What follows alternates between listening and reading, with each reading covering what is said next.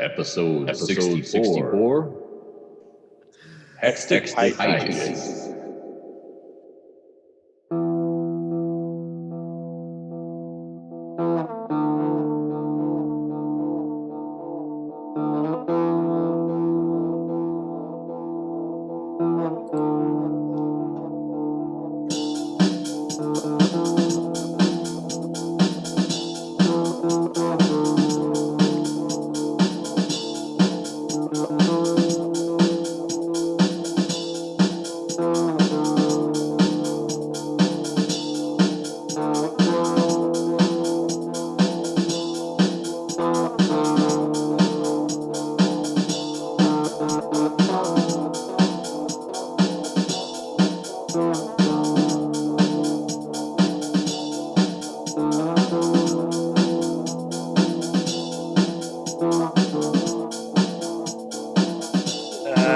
Tried a new root beer recently.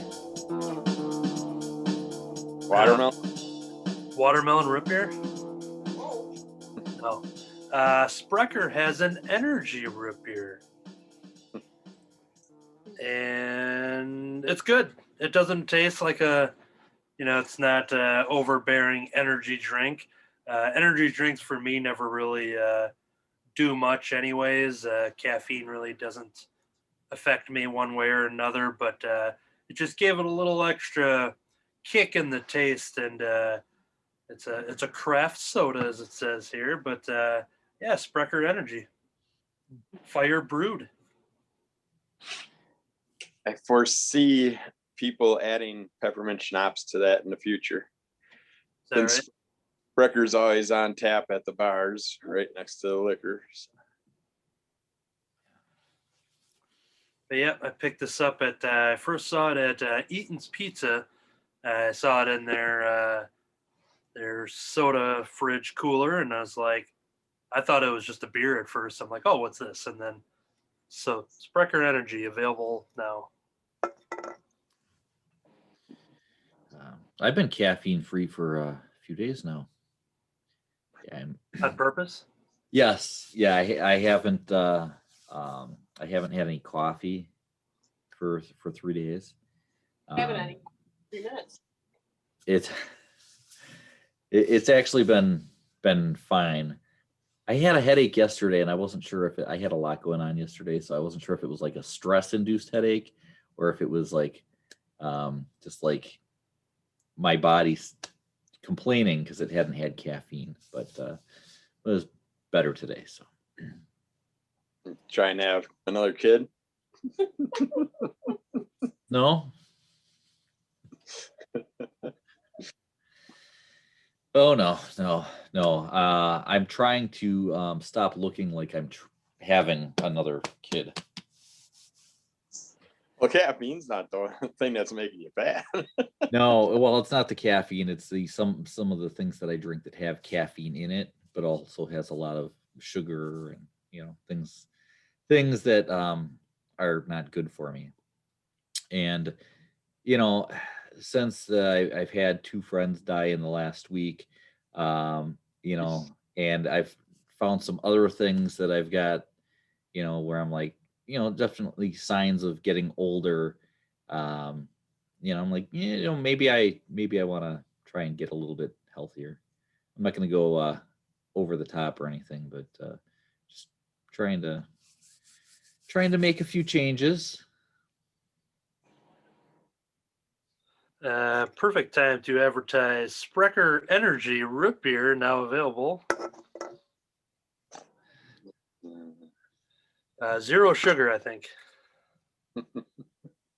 Yep. Yeah. 0 sugar always sounds like it's just going to taste great. So, I'm doing a low carb diet. Those are my favorite because that allows me to still eat a lot of meat. So, Tammy wanted to do low carb, and she was getting frustrated because there weren't a lot of like low carb diet plans and menus and things like that that didn't involve animal products. So she did find some, but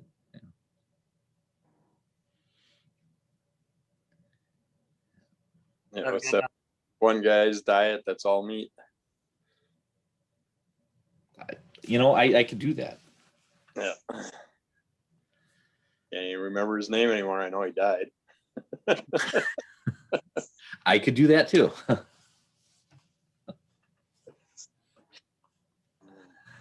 Oh boy. So WandaVision. Yeah, I tried to watch it a second time, but then Anthony got me hooked on an art video, and I finished off the end of Endgame because I wanted to catch up on the last two Avengers movies, a rewatch, just because I'm looking for any extra hints and stuff. And then I started rewatching the whole WandaVision group, and I got to halfway through the second to last episode, and then my internet took a crap. See, we went backwards. We were watching WandaVision, and then we went back and we watched Infinity War and Endgame, and then we went back and we watched Age of Ultron. So, And I never stop watching those movies, so it's just on a constant loop. So it's probably true. Yeah. but yeah, we've got our If you looked up at his TV screen today. Looking up right now to see what's playing. just had to hit the old All- play button. I was just being all comic book movies running constantly, 24/7. Yeah, it's like a sports bar over here. So, WandaVision episode 6, jumping into late 90s, 2000s ish type of sitcom, and opens up with a very Malcolm in the Middle inspired opening. Now, Malcolm in the Middle is a show that I've never really watched beyond like a couple minutes, but like the intensity of it and the talking to the camera, I was getting vibes of from what I've known of Malcolm in the Middle, as well as like Nickelodeon and Disney. Kids shows have a lot of the same kind of punchy humor and cutaways, and definitely a step forward from your Growing Pains, Family Ties, Full House era. Any Malcolm in the Middle fans here? Yeah. But I was also getting a little step-by-step vibe out of it. I've seen a few episodes of Malcolm in the Middle. And I thought it was a good show, but I never got to watching it regularly. I just caught a little bit here and there. Actually, it was something that for a while would play in our break room at work, and sometimes I'd catch little bits of it walking back and forth. And I think Tammy's watched it even less, and yet she still, during the intro, was the first one to say Malcolm in the Middle. Wasn't that equal to Breaking Bad? Yeah.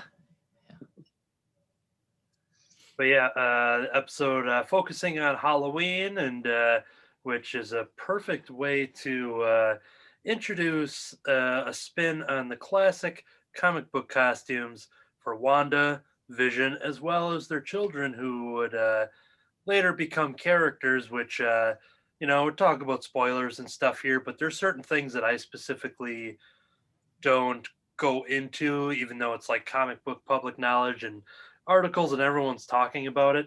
But as far as the kids, that's a nod to something. But I think maybe once, kind of see how the show rolls out, I won't be speaking too much on that. But, there's nods to that, as well as seeing Quicksilver's costume. So that was one thing that I was excited for from the jump, because I had these on pre-order, and you saw them in the first trailer and everything. So the whole time I just kept waiting for whenever this episode would happen. So we finally got it.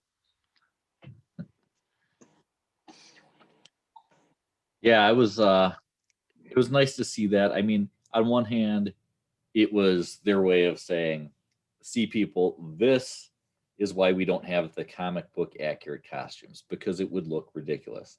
On the other hand, it was like, that's awesome that they have the comic book accurate costumes. They should do that all the time. But And I love the line of Vision just saying like, I know how much you have a thing for Mexican wrestlers, and Yeah. and then they like go in and like speaking a little Spanish, and someone says chili con carne, and like they just have this little back and forth there. But if you notice, there was that hesitation from Vision when talking about how he has no other clothes in his closet. And then there's one of those awkward beats, but it doesn't last as long as the prior episodes. And then it kicks into, him talking about how he loves his costume, but also, this episode proves that he's starting to investigate a little more. yeah, that one was kind of, it was more like, I thought the pause and thinking about like, wow, that's weird and whatever. It was just kind of like, I'm just going to move on. Yeah, It's like he's learning to just play along. He had a little hesitation of just being like, all right, am I going to have to rewind this guy, and then, but yeah, it was just enough. But he finds his excuse to go out and investigate, and talking about the whole like neighborhood watch thing, which goes in back to the second episode that they have this whole neighborhood watch thing and everything. So, and it fits for the Halloween chaperone episode.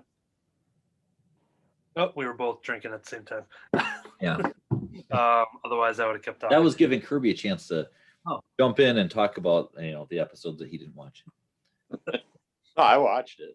Oh. I just wanted to rewatch it today to get a Oh, you didn't get to rewatch it. Okay. preview of it, just to get it back in my head.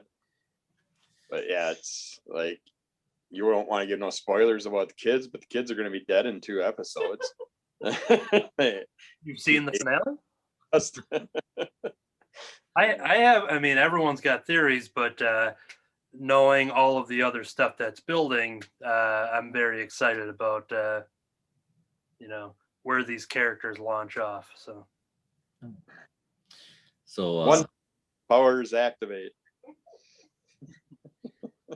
So Vision goes out and he's investigating, and he sees some weird things, like the fact that the closer you get to the edge, the less people are moving, or they're either doing repeat motions, Single tear coming down the, or just not, like they're completely frozen. And so one thing that I felt might have been a little bit of an error is that, and I'm trying to think of the street name, but Wanda tells the kids they can't go past Ellis. Ellis, but I noticed that just past Ellis is where you get the border, but you're already seeing. I'm surprised that she didn't say don't go past whatever, like a few blocks before that because you were already getting into some of that weirdness with people not moving and stuff like that. It's almost like the further out you get, the less control, Wanda or whoever has over these people. And so they're just like there, and they were dressed up for Halloween and things like that. So there was that little bit there, but they weren't really doing anything. But aren't they the people that were brought in? Then once we needed more people, and she got questioned about not having children in the town and stuff. It's like all of a sudden the whole Halloween thing also made a bunch more people. Didn't they bring them from out there? Well, Came from somewhere. Same amount of area covered by her hex dome thing. She definitely brought in more kids somehow, whether and that's kind of addressed but not answered, like how it happens, but it is addressed that there weren't kids and now there were kids. It's like, where did all these kids come from? But they don't answer it. So I don't know where the kids were before, what the kids were doing. I assume they were there, but it was weird that they weren't around, and maybe she just had a harder time controlling the kids, or whatever. They might have been locked up in their basements. I'm not sure. Maybe we'll just find out that there was a field trip going on Stanley was driving that school bus like he was in Infinity War, and then Wanda just controlled him to steer into Westview, and then we're like, all right, I need a bunch of kids, so you guys aren't going to the Science Museum. You're not going to Parker Industries or something. The crazy neighbor lady brought him in. Maybe there weren't originally kids, and they all had the magic babies also. You know, it's like all the women in town just popped them out in a matter of hours and got them ready for Halloween because they aged to trick-or-treating age. And yeah, maybe. I think they would have played that out in the Bewitched episode. And I have a question. I don't know if I've ever heard it before. Where does Maximoff come from? For the name for Scarlet Witch? Magneto. That doesn't explain it. Magneto. Well, I mean, Magneto's name. No, Maximoff was the surname that they were raised under, as they were kids. And I'm trying to think the parents' name. They had weird thing, you know, because they were raised by a cow lady and all kinds of goofy stuff as their origins been kind of played around with and changed. And, you know, they weren't mutants and then they were mutants, or they were mutants and then they weren't mutants, and then they might have been mutants, and now that I don't know what they are. They'll probably end up being mutants again, if they're not currently. But yeah, they've had a weird backstory history kind of thing. But yeah, that's just the last name that they were raised under. That makes sense. The episode deals a lot with Quicksilver and Wanda. As you know, we were left with the introduction of him being recasted. Talked about that last week, obviously, but then in this episode, they have a lot of discussion about him inquiring how she kind of put this all together, and she still seems a little unsure of it herself, and like you said, some questions she's not answering and things like that. But the character of Pietro is very curious and very inquisitive on what's going on. Yeah, some interesting things about that is that he seems to know kind of what's going on right off the bat. He's not like being fooled into thinking that he's somebody or anything else. And he remembers where he was, what happened, you know, before he suddenly popped up here. He knows he was gunned down in a street. Senselessly, I think is the word that he used. You know, there was no reason for it at all. Sorry, Hawkeye.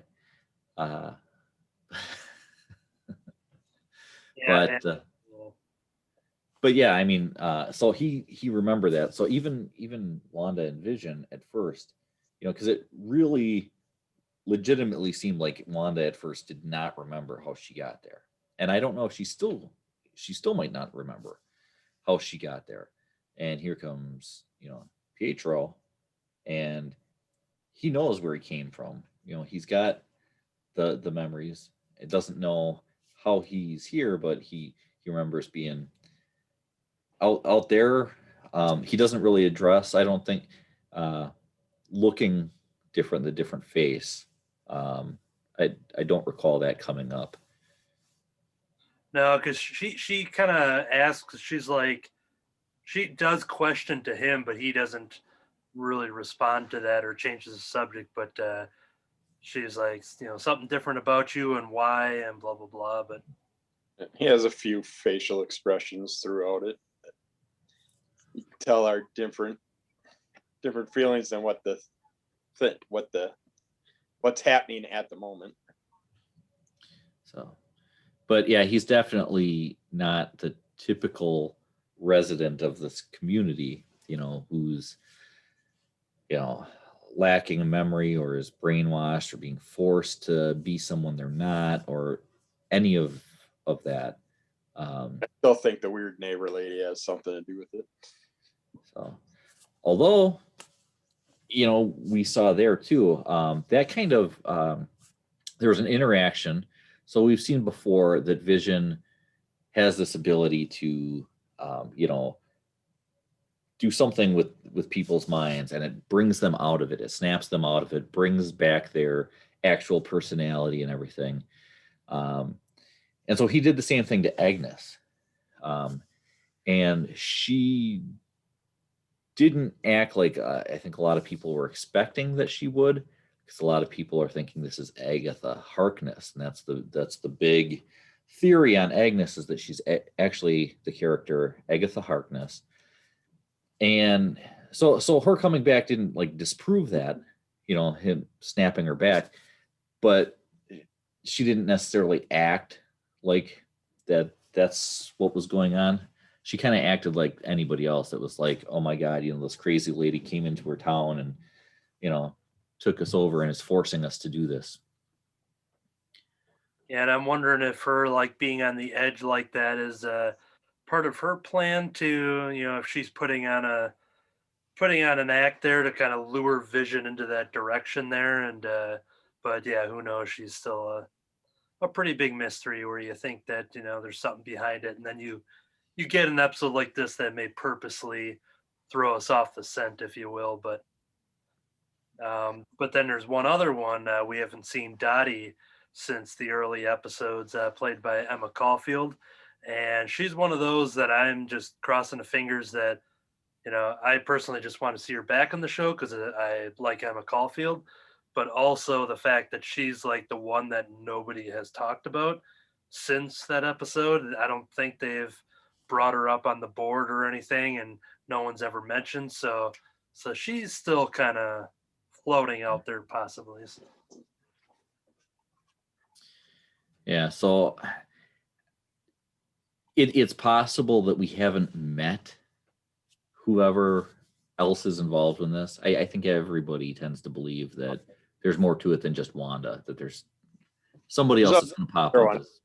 Yeah, thing about it too is Monica Rambeau, with her mom dying of cancer. I mean, she could have blamed everything on Captain Marvel coming from space and giving her mom cancer, and then she somehow did something to cause something in time. And yeah, and that was a pretty huge scene with the director Hayward guy that actually had me say, and since it's under a call of MS, or not of MS,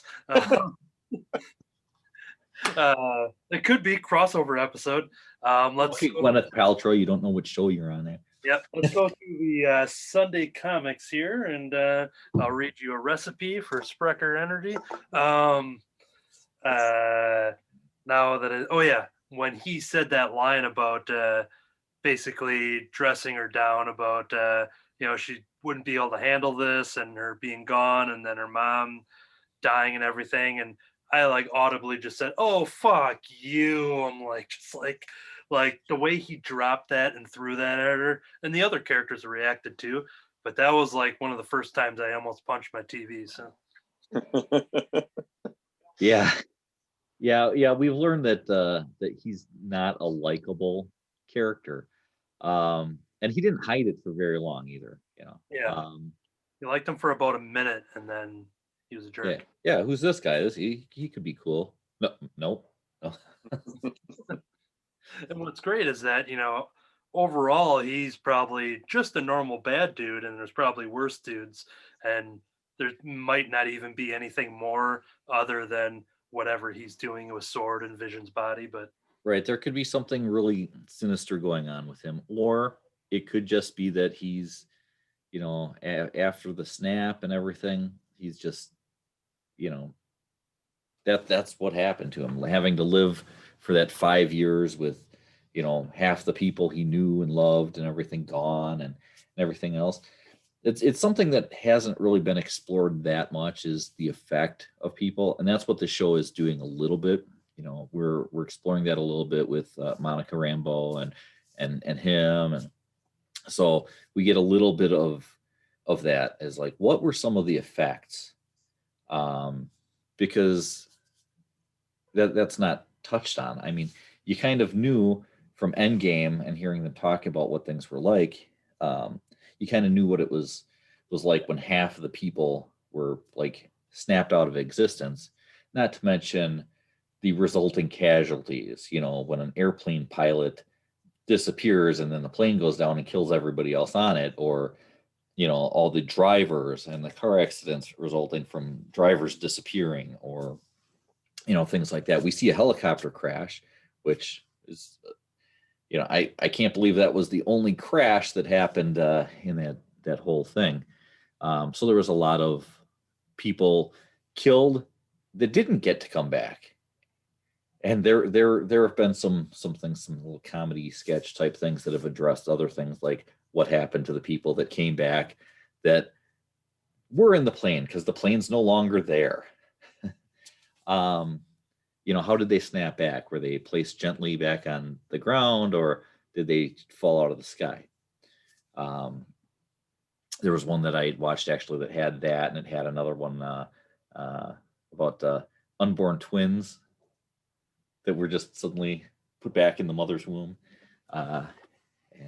So yeah, there's been a few things like that where people comically addressed those type of things. But the MCU hasn't really addressed it until now, where they're starting to address it a little bit. Yeah, we saw the comedy take of it in the beginning of Spider-Man Far From Home, with like the kids showing up in the middle of the basketball game and stuff like that. And it was all played for laughs and stuff. But yeah, this not until Monica is when we really saw, you know, the awful side of being blipped back. But yeah, that whole scene then eventually led to Monica and Jimmy and Darcy being basically kicked out by Hayward, and which leads to them doing a little action scene as we see Jimmy Woo throwing some punches, and they wrestle over some uniforms and guns and everything in order to get back in and eventually notice that Vision's being tracked by Hayward, leading to that outside of town scene there and everything. Right. He's tracking him kind of secretly. And then, you know, they find out what's going on. So he fires, you know, the three of them, our heroic trio on the outside of the hex. So they're kicked out of there and have to find a way to kind of stay and keep an eye on what's going on, and things like that. But as they're being kicked out on the outside, and that's what's going on, Vision is getting closer to the border, to the actual hex, and sees it and starts going through and forces himself through, painfully by the look of it. And once he gets more or less through it, you know, we see the results of what happens to Vision if he leaves the hex. Yeah, that was pretty intense. Really trapped there. It's like he can't leave that area, but anybody else has been able to go in or out. So that would lead us, I think, to believe that something about this place and the magic and everything, somehow that is what has brought Vision back to life and is sustaining him. So I don't know, maybe there's a portable version of it that maybe Wanda, if she's controlling that, which seems to be the case, she did, you see her enlarge it to cover a larger area and everything. So she clearly controls this, you know. So I mean, maybe she could go, hey, wait a minute, you know what? I can just make a personal version of this for Vision, and he can just like roam around and go wherever he wants, and it'd be great. But clearly that's not part of her agenda. Yeah, and when he goes through and then we see a little piece of his costume get sucked back into Westview, which starts to alert, I'm trying to think, Billy. I think it's Billy. You two have trouble keeping Billy and Tommy. Yeah, which goes, that's one of my favorite lines, just being like, oh, Billy, you're like, I'm Tommy. Yeah, don't you forget it. Yeah, I do the same thing. I'm like, wait, which one is... That's why it's great that I never had twins, because it'd be the same thing for me. I'm like, wait, which... It's hard enough to keep them, keep the kids straight when they're a couple of years apart. So, especially when they change age every 5-10 minutes. Katie, get over here. I'm not Katie. I'm David. See, I can't tell.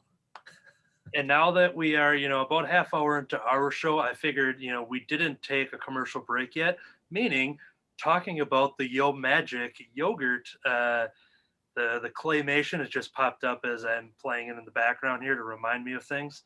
So you get your claymation type of 90s, 2000s yogurt commercial. You got this cool shark coming out of the water, and there's this kid trapped on an island, and he's advertising Yo Magic for the little kid, and the kids cannot peel the lid.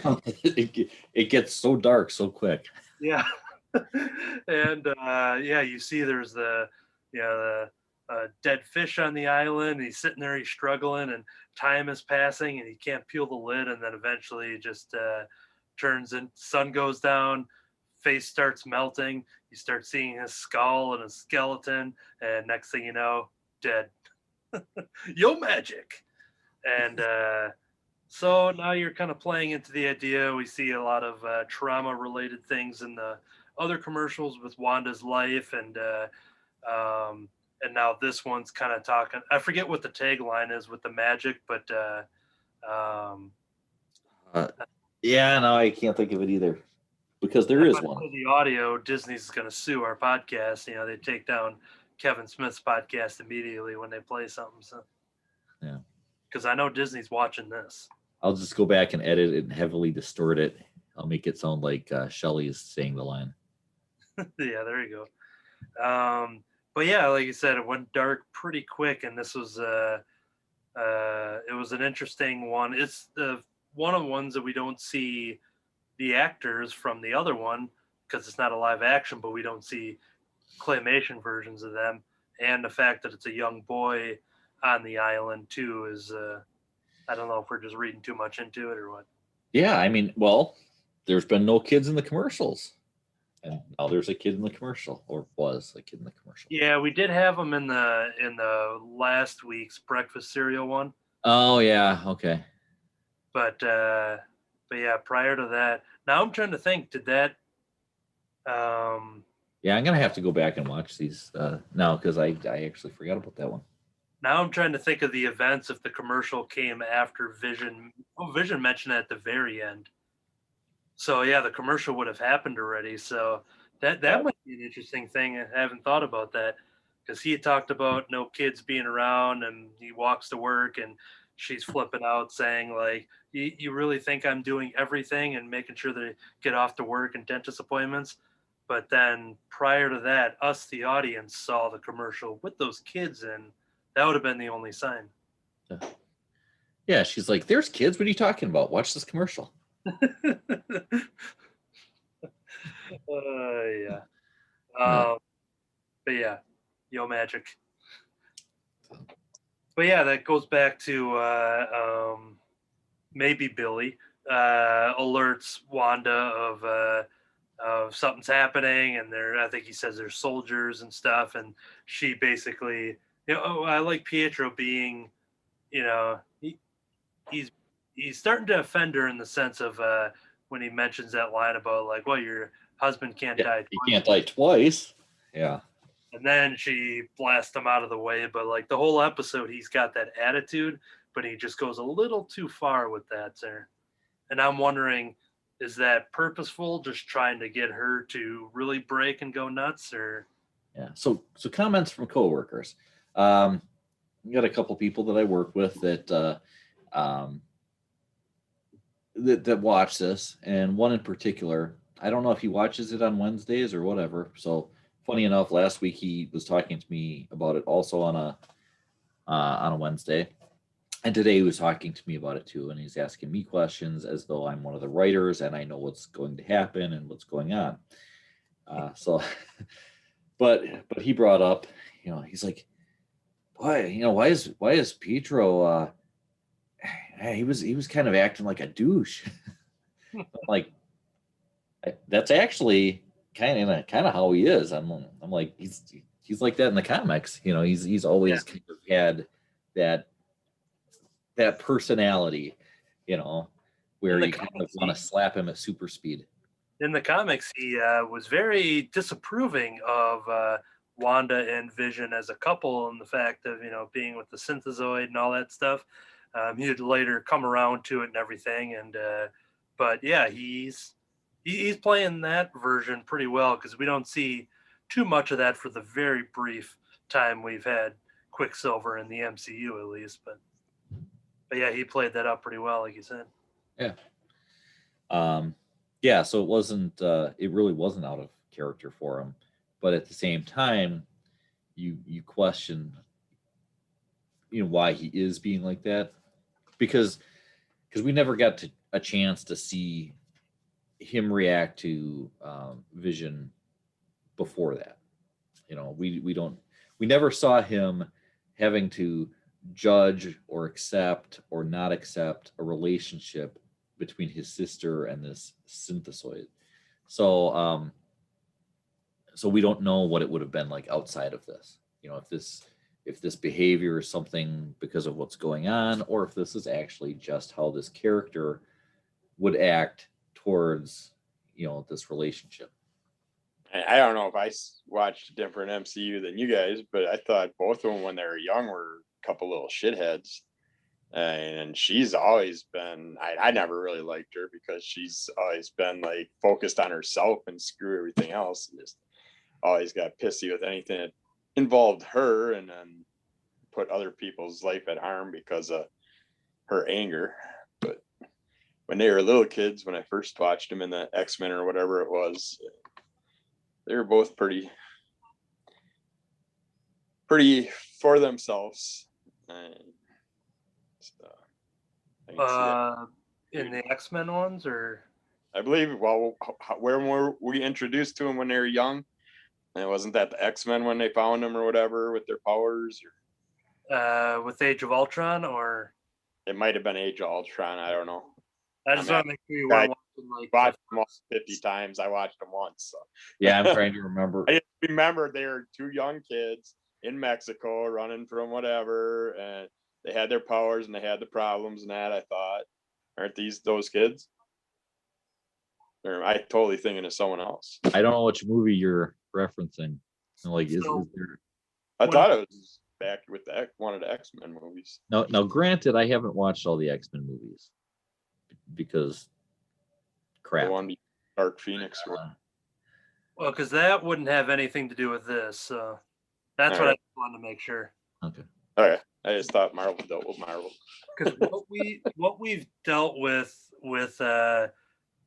Pietro and Wanda in the MCU, first on the scene as a post-credit scene, leading into Age of Ultron eventually, and the only back history we get, Colby Smulders' character Maria Hill kind of gives a little history about them growing up in Sokovia, and they're part of some protests and things like that.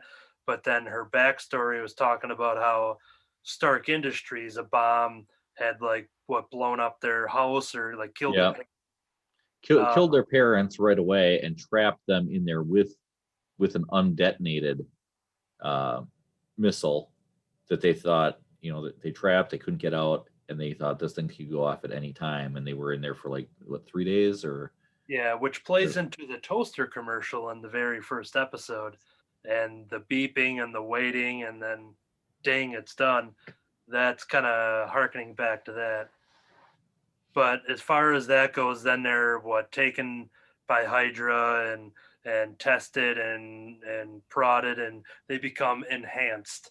And that's when they're, first on the scene, they kind of break through from Hydra as they're put into action to fight the Avengers and eventually become good. So as far as their young selves, we don't see much other than them losing their parents. Right. And incidentally, there are some theories around their origin too. You know, that, like you said, they're poked and prodded and tested and everything, and then enhanced. So some people think that you know, at the time they didn't have Fox, and so they're not doing any of the X-Men mutant stuff, and yet there was kind of hope that it would happen at some point. So there are some theories about that, you know, being that they actually were mutants or something like that, and all Hydra really did was unleash those abilities, you know, because they hadn't become active yet, so they kind of activated their powers, not really that they did anything to enhance them themselves. Because why not? You know, if they did this to 2 people, why not do it to an army of people? But that's kind of a theory that had been thrown around, as maybe they weren't normal to begin with. Maybe they had these abilities, they weren't activated. There was nothing. Although I'm pretty sure that a house exploding on them, whatever, would be a pretty good way to activate your mutant gene. But you know, I don't know. One last thing I want to say about Pietro and his attitude and stuff is that regardless of anything MCU related, within the context of the sitcom show, he's just playing that, you know, the cool uncle, you know, brother-in-law. Like, he's playing a dick also in the sense of the actual show. Kind of like the turd older brother or something like that. Yeah. That's why I got Step by Step from it. He reminds me of the cousin in the Of show. Step of Cody. when I lived in a van outside in the driveway. Cody man. Yeah, Hey Dana babe. he's fun, but yeah, He was funny and dumb. yeah, dumb and funny. The code man. Yeah. But going back to what we were talking about then with Wanda just starting to figure out what's going on with Vision, which leads to her getting all glowy-eyed and figures, well, the only way I can stop this right now is to make Westview bigger, as suddenly everyone's being chased on the outside by the hex, everything that's coming towards them. We see a lot of things change as turning into clowns and carousels, and Yeah, it was a military and now it's a circus. and then one thing that I'm so excited to see, where Kat Dennings is Darcy, because she was handcuffed to a vehicle as she was trying to save Vision when they were just watching him die and everything. And when they all saw the hex coming closer, they all ran away, and then she's like, seriously? And then you saw it like coming, and she's like, oh fudge, and then it's just like, you know, and then that's all we see. So now we can expect, starting with the next episode, that she will be a character within the show. But I don't know, is she going to be like a broke girl or something? I don't know. Well, let's see. The next episode that should bring us up to the 2000s. Yeah. So, any speculations on what popular early 2000s, you know, kind of sitcoms they might go with? Now, I am one that watches all trailers and stuff, and it was about like a couple weeks ago they showed like a little clip. So I'll say my thing last, if you two, assuming you probably didn't see it. I didn't see it. So I'll let you two go first, and then I'll say what. Yeah, go ahead. I'm actually not even sure. What shows were really popular in early 2000s? Yeah, I'd have to go back and look and really think about it. Now I'll say that, like, because this episode, rather than being like 90s specific, it seems like the 80s and the 90s with the Family Ties one sort of kind of got enveloped together a little more. So this one felt a little more late 90s, 2000s. So it might go into a more modern take on it. And that's what I was kind of trying to figure out a little bit too, was you know, when did the shows, because there were shows that were going on in the 90s and into the 2000s. really good. An episode that's just anime. South Park, Beavis and Butthead, Simpsons, that style. A little more of the Yo Magic commercial, except yeah. Yep. There you go. Big So- shark, Jeff DeLand shark. Okay. Well, since we're not sure, Anthony, what do you Okay. think based on what you saw from the trailer? So there is, and this was like weeks ago. It wasn't like this next week on WandaVision. Ooh, I know. They call in some of the other Avengers and they have friends. Yeah, there we go. Hey, and they're always stuck in an apartment. You know, they don't go anywhere else other than the coffee shop. But so there is a clip of Wanda dressed very modernly, and she's sitting in a nice chair in a living room or something, and she's talking to the camera, having a little confessional. Now, yes, confessional on The Office and stuff like that, but Office isn't a family sitcom. No. But Modern Family is, and if anyone's ever watched Modern Family, they do that thing of talking to the camera. I never watched towards all the way to the end, so I don't know what the context of was, if it was like therapy sessions or something like that. But there is a clip of Wanda talking about whatever. She's kind of looking like she had a rough day, and she just makes a little joke, and she's talking right to the audience. So my Hey, they Yep. also do that in reality TV shows. Yeah, and that would definitely kind of fit into that, a modern take on something. And now, my guess, and this isn't any trailer thing, is that suddenly her house, if it's a Modern Family thing, maybe all of these extra people that got thrown in there are now going to be other relatives, or maybe not kids, but maybe just more people living under the house, that she is now just has a hectic household. Because if you've ever watched Modern Family, you A have hextic household? what's that? A hextic? Ooh, a hextic, yes. But I got a feeling that Darcy will just be seamlessly a character that's living in the house for some unknown reason, other than the hex is bigger, and then now there's just more family members, and maybe driving her a little crazy. But yeah, so definitely got some Modern Family confessionals, and now I'm trying to. I think we talked about this about the engineer, the aerospace engineer that Monica has been talking about. We do Yeah. have confirmation that it's a man, because she did say he's on his way, or he'll be here in an hour. Because at first it was like, okay, maybe it's Shuri, maybe it's a Skrull girl that she was friends with in the 90s or something. Who could it be? But now we know it's a man, and someone threw out on the internet, what if they do introduce Reed Richards, maybe played by the popular fan casting of John Krasinski, in an episode where there's on-camera confessionals like The Office? Is that too on the nose, or are we just too excited to see this happen? That would really be something. I'm not at all expecting that to happen, but It's a lot. a lot of people would absolutely love that if it did.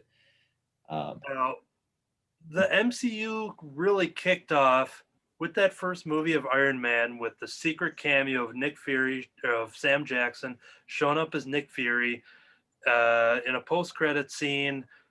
Something that he's been drawn like that 8 years prior in the Ultimate Comics. So it was a crazy thing to see that thing kept a secret. He signed a thing to be off the IMDb, and he was limoed to the set, which I think is what happened with Evan Peters as well. As he was like shrouded in mystery, so that that secret was all left out and everything. But in a world where we had Iron Man to Endgame, and you kind of completed all of that, now you're kicking off the next phase of the MCU with a television show, something very different for them, out of the box. Do you think they go back to being like, all right, well, let's go back to our secrets? Here's a big giant casting for one of the most popular characters in the Marvel Universe. I mean, it's harder to do in a world like this, but if Marvel can do it. We have been told that they're going to move forward with the Fantastic Four before they move forward with, the X-Men stuff. And how long can it really be before they move forward with the X-Men stuff? Because they've already got Deadpool 3 coming out. But So, I guess they got to get moving with the Fantastic Four anyways. we do have a director for it. The guy that did the 3 Spider-Man movies. Once the third one comes out, John Watts. He is directing the Fantastic Four movie, so it's made that much of a development that there's a director for it.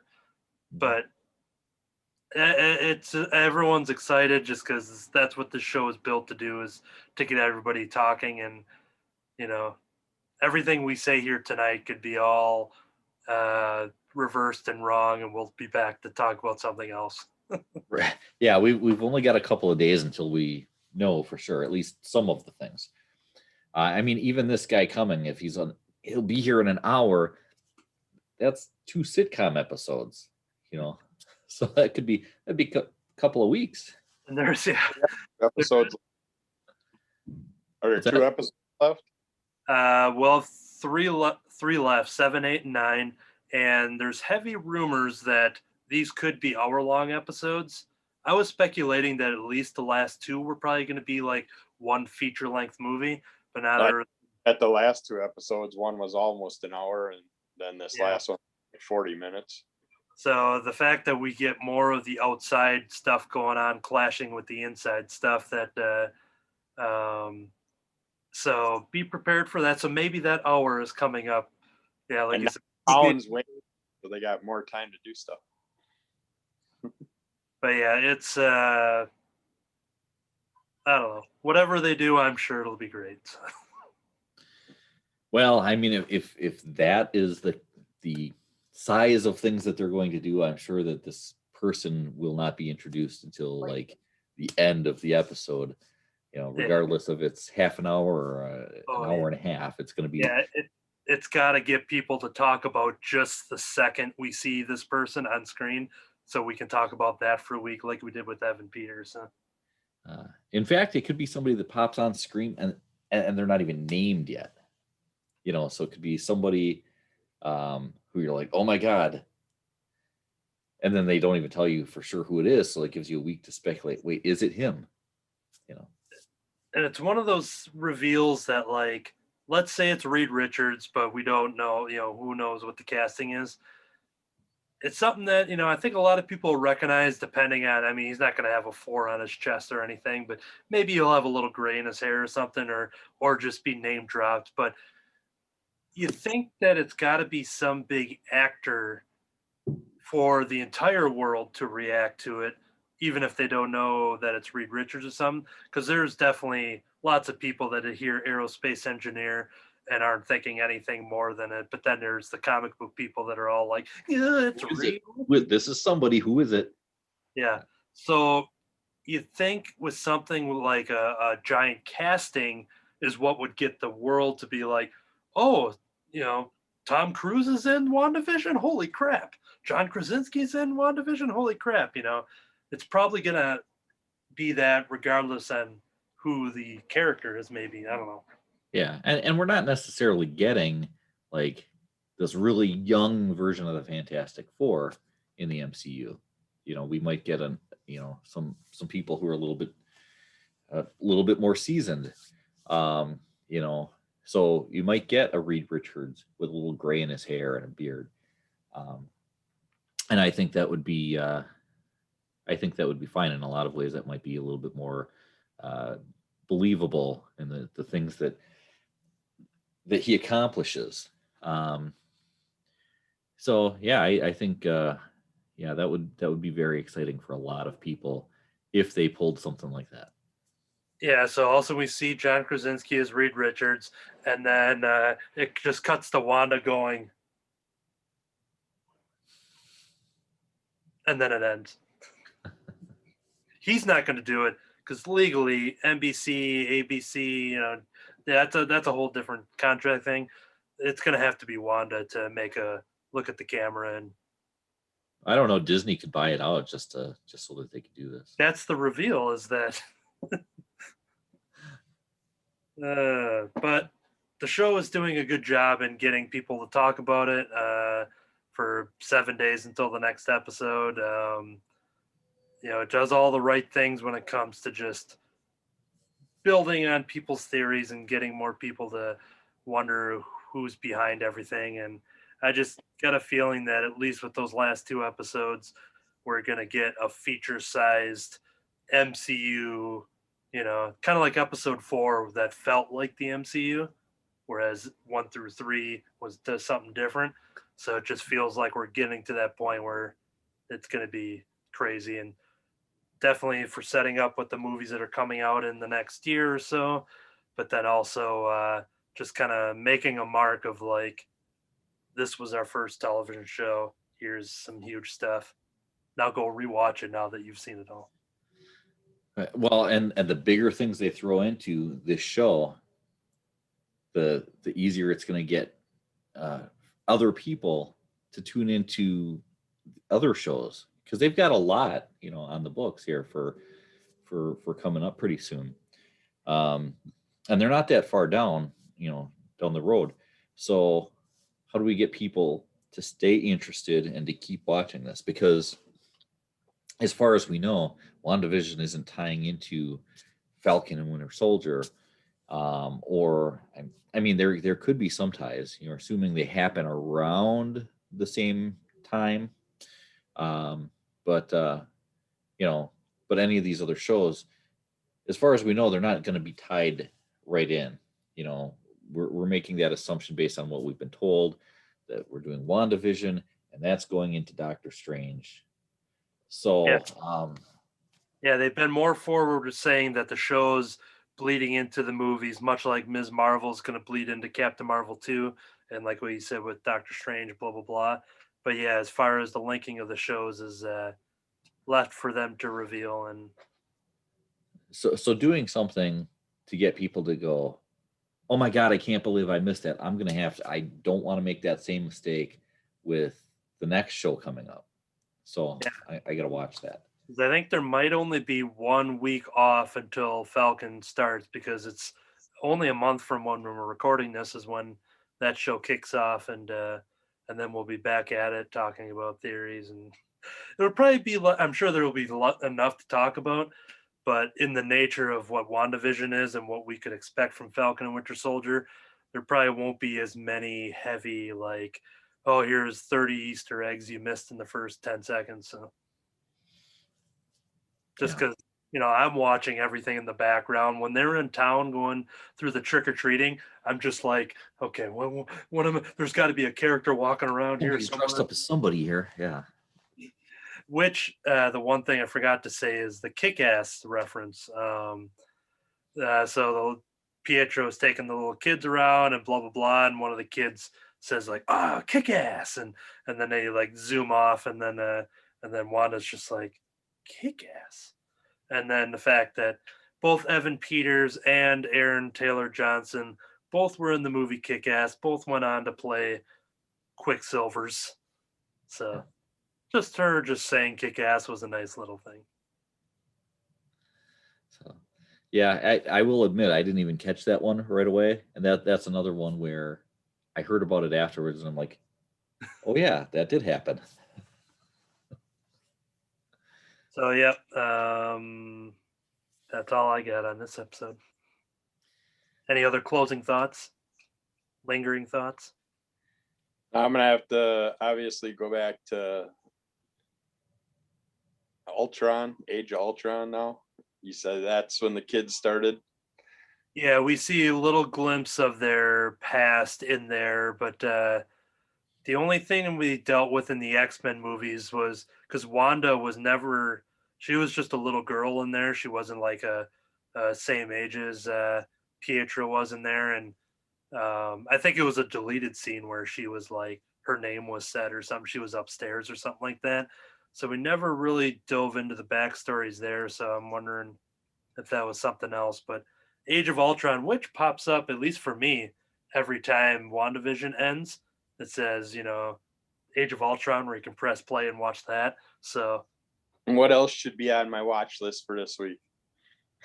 So if you wanted to refresh on that stuff, basically Age of Ultron. I And, just did he wore an Endgame. yeah, and I mean, if you're the Civil War would be the next thing. I mean, just because it deals with more of Wanda's tragedy of of what she did in Lagos there when she destroyed and killed all those people that led to the Registration Act. So Civil War is something that would kind of be the most that we've seen her in specifically. So Yeah, it also starts, kind of helps develop the relationship a little bit.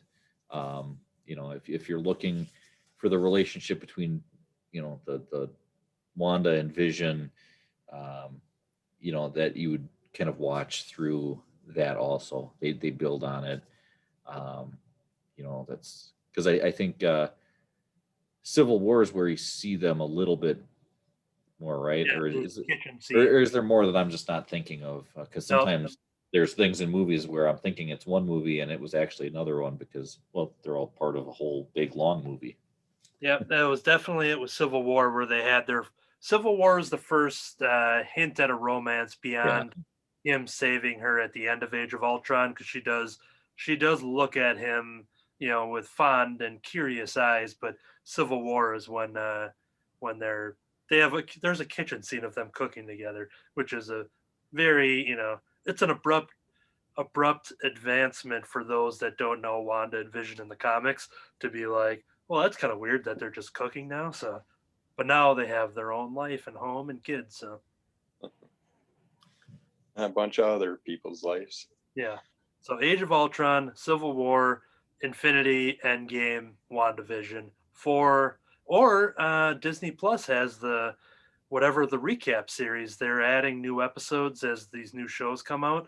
So there's an episode on Wanda, an episode on Vision that's like an 8 minute like highlight reel basically. So that's out there too. I forget what it's called, but it's on Disney Plus. It's under the documentary thing. And there's going to be Don't the have time to watch, 4 movies, over the next couple of days to get kind of caught up on things. You can just watch those. Pick a few characters, watch, 8 minutes here, 8 minutes there, and boom, you're all caught up. And much like the Mandalorian, where they came out with the making of after each season, they just announced that they're doing this. They did the same thing for WandaVision. So I think it's like in that off week before Falcon starts is when, and I think they drop all of those at once. So then we'll have, yeah, I'm excited to dive into that stuff. So all the hidden content they've been making without us knowing. No, they're just going to drop it all at once. Man, can't believe they do that.